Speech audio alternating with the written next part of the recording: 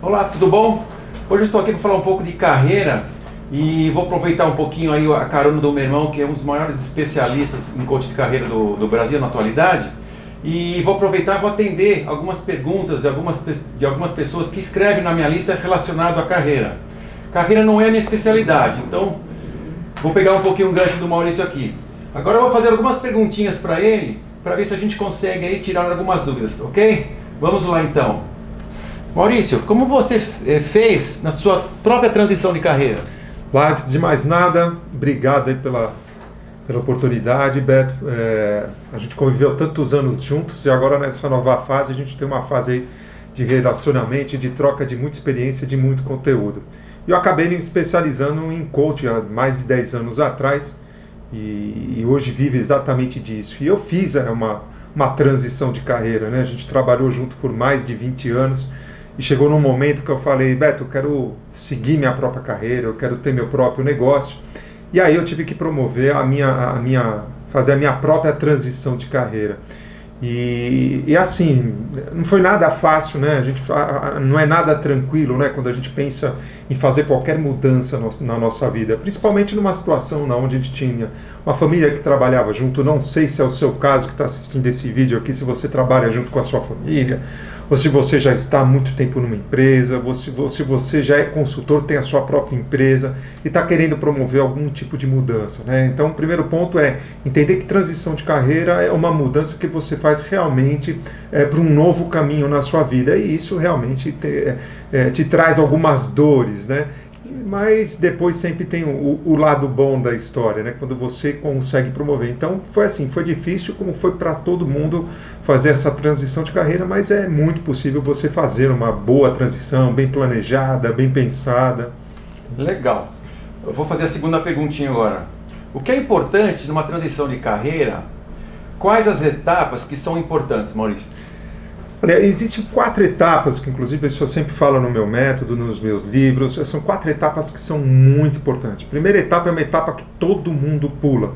A gente odeia falar em autoconhecimento. As pessoas odeiam, e desde pequeno a gente não fala isso nas escolas, a gente não fala isso com os amigos, a gente não fala isso em casa, na família, a gente não fala em lugar nenhum, a gente está pensando em autoconhecimento. A gente costuma falar muito mais dos outros do que a gente fala da gente. E esse é um problema muito grande, porque quando você precisa promover uma transição de carreira, e para outras situações também, você precisa saber exatamente quais são as suas habilidades, que talentos que você tem, o que você faz com muita facilidade que outras pessoas têm dificuldade de fazer. Então, por exemplo, para mim, uma coisa que eu identifiquei, lógico, eu tinha muita facilidade de fazer relacionamento, de conviver em grupo, de lidar com as pessoas, de ter paciência em ouvir. Eu sou uma pessoa que escuto bastante, minha esposa até brinca, fala, Maurício, como que você tem essa paciência aí tão grande? Então, todos esses elementos compõem aí o que eu chamo de autoconhecimento. E isso a gente faz no dia a dia, Beto. A gente faz no dia a dia, a gente vai prestando muita atenção nos detalhes do dia a dia. Então, o primeiro passo é você ter um bom nível de autoconhecimento para você errar menos. O segundo passo é você já definir, você ter um planejamento pré-definido, já com data e hora marcada para a mudança, né? Eu vejo que muitas pessoas ficam ali esperando, um dia desses eu vou mudar. Eu acho que o ano que vem, mas não põe data nenhuma, eu vou mudar. Eu acho que daqui a algum tempo eu preciso mudar, e ninguém põe data em nada. E eu gosto muito dessa máxima de que toda mudança tem que ter hora e dia marcado, e para isso você precisa escrever, precisa pôr no papel quando você quer pôr essa mudança. Até para ganhar dinheiro você precisa escrever. Eu costumo todo começo de ano escrever o quanto eu quero ganhar até o final do ano, porque isso me motiva a trabalhar para ganhar o dinheiro. Essa é a questão, né? Das metas, né? Então é muito importante essa segunda etapa, que é o planejamento. A terceira etapa ainda na etapa de planejamento, eu falo muito que entra muito na sua área, que é do planejamento financeiro. E voltando à primeira pergunta sobre a minha primeira transição, que foi um fiasco, eu não fiz planejamento financeiro. Então, obviamente que o dinheiro que eu tinha guardado para fazer uma transição, ele sumiu rapidamente, porque eu não tinha um planejamento financeiro, eu não guardei dinheiro suficiente para o tempo que eu achava que precisava para fazer uma transição e começar um negócio novo. Então, Hoje uma coisa que eu falo muito para as pessoas que me procuram, eu falo, olha, nós vamos trabalhar o teu planejamento de carreira, mas mais que importante, você tem que ter alguém que ajude você a fazer seu planejamento financeiro, porque se você não sabe fazer isso, contrata alguém, porque é um belo do investimento que você está fazendo. Então essa questão do planejamento é uma questão muito séria, que é o segundo passo. O terceiro passo é pesquisar muito sobre aquilo que você quer fazer. Então eu vou dar um exemplo. Tem muita gente que trabalha já numa empresa há muito tempo, talvez você esteja aqui escutando essa conversa, está nessa posição agora, trabalha há muito tempo numa empresa, quer mudar, e aí viu lá franquias ou micro franquias. Eu quero ser dono do meu próprio nariz, eu quero ter minha franquia, eu quero ter minha micro franquia. E vai lá, compra uma franquia, uma micro franquia, sem ao menos entrevistar 3, 4 empresários que já têm essa micro franquia, ou que já têm essa franquia, e daqui a pouco se arrepende porque a rotina que você esperava daquela micro franquia não é a mesma coisa, a rotina o dinheiro que você esperava não é o mesmo que vem, o dia a dia é completamente diferente do que você pensava, o mercado é completamente diferente do que você pensava, e aí você gastou um baita dinheiro. Isso acontece com a minha profissão também, né, com a profissão de coach. Muitas pessoas me procuram e falam, Maurício, eu quero trabalhar igual você, eu quero ser coach, eu quero ter o meu próprio escritório, eu quero ser dono do meu horário. É muito legal, ser coach é mó barato, eu adoro. Só que existe a rotina do dia a dia, que horas que acorda, que horas que levanta, o que você tem que fazer no dia a dia para que realmente você seja um coach de sucesso. Então, para qualquer profissão, você tem que pesquisar bastante antes de tomar uma decisão. Então, só relembrando, autoconhecimento, planejamento, pesquisa, e por último, você tem que sempre fazer uma autoavaliação. Sempre avaliar se você está cumprindo os 3 primeiros itens, para que isso dê certo, porque não é do dia para a noite, né, Gilberto?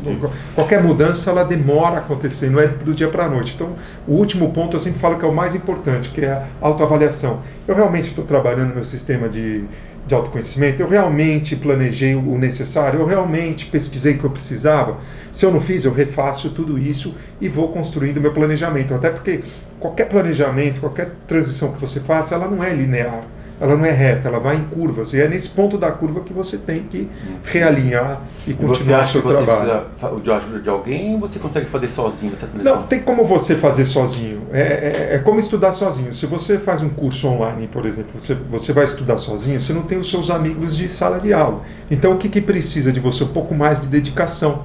Né? Quando você faz sozinho, você precisa se dedicar um pouco mais, fazer um sistema de agenda mais controlada, né, ser mais organizado com o tempo. Quando você faz, que você contrata um coach, por exemplo, tanto na área de carreira, ou na área financeira, ou na área de emagrecimento, acaba que você divide, né, não a responsabilidade, porque a responsabilidade é tua, mas você sabe que tem alguém que vai vir te cobrar, né, então você ainda tem alguém para compartilhar. Eu sou hiper fã, né? Quem sou eu para falar que não precisa de um coach, né?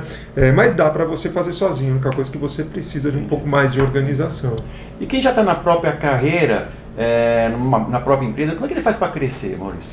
Então, para crescer na nova empresa hoje tem que se adaptar ao mercado de hoje, né? O que acontece é lógico, a gente está num momento de crise e muitas empresas estão enxugando o seu quadro de funcionários e de colaboradores. Isso acontece por quê? Porque muito tempo as empresas estavam contratando sem necessidade, inclusive, né? Então, precisava trocar uma fechadura da porta, de empresa que contratava alguém só para trocar a fechadura da porta.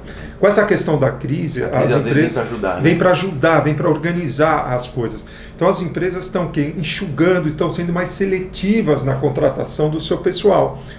Então, não é que a empresa não tem mais dinheiro para contratar, ela tem. Ela só está sendo mais seletiva. O momento está pedindo para ela ser mais seletiva. E isso ela está sendo seletiva com quem está na própria empresa. Então ela precisa que quem está na própria empresa seja mais produtivo. Né? Não dá mais para passar a bola para uma outra pessoa e pedir para outra pessoa. Não tem mais essa pessoa. Então você tem que fazer talvez 2, 3 negócios que você não estava acostumado a fazer. Isso se chama aumentar seu nível de produtividade. Você tem que ser mais produtivo a ponto que a empresa fale, olha, vale a pena ter você aqui, porque você me vale por 3, por 4. Né? Então o momento pede muito isso. Você ser um especialista, conhecer muito sobre o assunto que você tem, isso ajuda bastante. bastante também você crescer na sua própria carreira. Eu ia até pegar esse gancho e perguntar para você, qual é o mercado que está em alta hoje, né? São tantas informações que as pessoas às vezes ficam até meio perdidas, né? E qual é a tendência para os próximos anos, né, Maurício? O que você vê? Os mercados que estão em alta hoje, que vão estar em alta amanhã, por exemplo, o mercado de tecnologia, eu nem preciso falar, desculpa, celular tocando, vou desligar aqui. O mercado de tecnologia é um mercado que não para de crescer e não vai voltar atrás, né? Então esse é um mercado muito bom para investir. Agora, precisa saber dentro do mercado de tecnologia o que existe dentro do mercado de tecnologia, porque falar em mercado de tecnologia é algo muito amplo. Então, dentro do mercado de tecnologia, quais são as possibilidades? Por exemplo, eu vou falar uma possibilidade aqui que é o marketing, o marketing digital, uma coisa voltada muito à área de tecnologia que a gente vê muito hoje. Se falar nisso, eu até aplico muito nos meus negócios. É uma área da tecnologia que cresceu muito, né? Você vê empresas contratando a turma para gerenciar as redes sociais, para gerenciar a internet, isso cresce muito. Nanotecnologia, uma coisa que tem se falado muito, está dentro de tecnologia, nanotecnologia. A gente tem falado também de tecnologia cognitiva, uma coisa que vem crescendo muito. Nossa, diferente. Hiper diferente. Inteligência artificial, são coisas que estão dentro da tecnologia que vão crescer cada vez mais e não vão voltar atrás. Então isso tem um mercado feroz.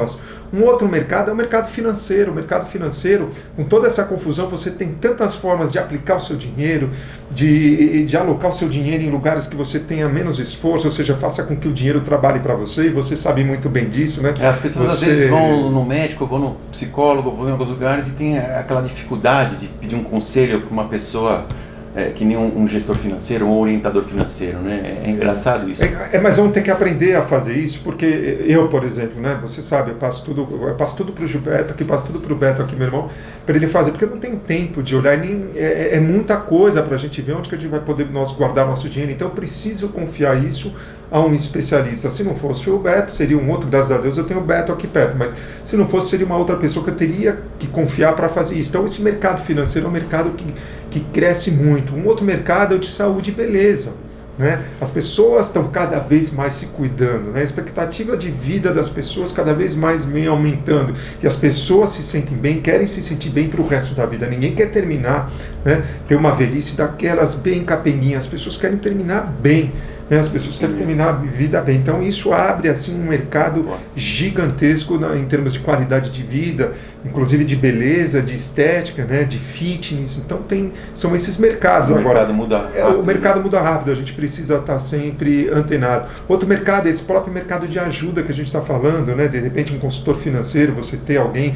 você ter um coach de emagrecimento com você ter um coach de carreira com você ajuda muito. Esse mercado de coach é um mercado que cresce muito, né? Nos Estados Unidos hoje movimenta ali bilhões em dólares. No Brasil a gente já tem aí movimentando milhões e milhões em reais de pessoas que estão ajudando outras pessoas. Qual é o papel do coach? O papel do coach é ajudar as pessoas, né, em tese, assim, bem rapidamente, ajudar as pessoas a conquistarem os seus objetivos, as suas metas de vida, ou metas financeiras, ou metas de carreira, ou metas de negócio, ou metas de liderança. Então, ela precisa de uma pessoa, porque geralmente as pessoas se sentem muito sozinhas quando tem que tomar uma decisão. E é legal quando você tem alguém do seu lado. Então, esse também é um mercado que vem crescendo muito no Brasil, e no mundo nem se fala, né? Isso é um mercado promissor. E qual a dica final aí que você dá pra gente, pro pessoal aí que são os meus seguidores aí, o pessoal que fez essa pergunta a respeito de carreira, e o que você acha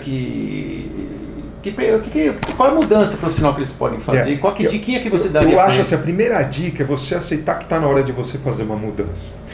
Muitas pessoas têm dificuldade de aceitar que elas precisam fazer uma mudança, né? Elas ficam relutando, né? Porque tem lá, sei lá, aquela vaquinha que dá o leitezinho para ela e está tirando aquele leite, né? Sair da zona de conforto, quer dizer, aquela vaquinha que está dando aquele leite todo dia para ela, tá bom aquela vaquinha. E às vezes ela não se vê sem aquela vaquinha, mesmo querendo ser maior, mesmo querendo estar numa outra situação, mesmo passando mal, né? Tem gente que está sofrendo e está vendo que precisa de uma mudança e não promove uma mudança. Toda mudança gera medo, gera ansiedade, né? Eu até recentemente postei um vídeo sobre ansiedade e falava que a gente tem que aprender a conviver com a ansiedade. A ansiedade é uma coisa que vem, nasce com a gente, morre com a gente precisa só aprender a conviver com a ansiedade. Mas o primeiro ponto que você tem que fazer é dar o primeiro passo. Né? Sair realmente dessa zona de conforto, assumir o risco de uma mudança. Agora é lógico, se você, que nem eu falei lá dos 4 pontos, se você planejar bem direitinho toda a sua mudança, planejar a parte financeira, é lógico que seus riscos vão ser menores, sua ansiedade vai ser menor, seu medo vai ser menor. Agora, o ponto de partida é falar, eu quero mudar e botar uma data e horário para mudar. Se você não colocar data e horário para mudar, você não vai mudar nunca. A nossa tendência é sempre estar pondo para frente os nossos projetos. A gente está adiando os nossos projetos por conta do medo. Nosso cérebro, o ser humano foi feito para ter prazer e não ter dor. E cada vez que a gente se confronta com uma dor, a gente dá 10 passos para trás e aí pensa em outra coisa para poder esquecer. Então, não põe isso num papel, eu quero mudar tal dia, tal hora, eu já vou começar a mudar, já vou começar a fazer meu planejamento, já vou guardar meu dinheirinho, já vou ver o que eu posso fazer, onde que eu sou bom, no que eu sou bom, já começa a fazer o seu inventário para você poder fazer uma mudança. Maurício, obrigadão pela entrevista. Estou abusando dele, eu já vim aqui no escritório dele tirar, você é meu irmão, vai ter que me ajudar hoje. Então, legal, gente, é isso aí, pessoal. Espero que vocês tenham gostado dessa entrevista e que eu consigamos ter nessa entrevista aí, tirar algumas dúvidas de vocês. Tá legal? Um abraço!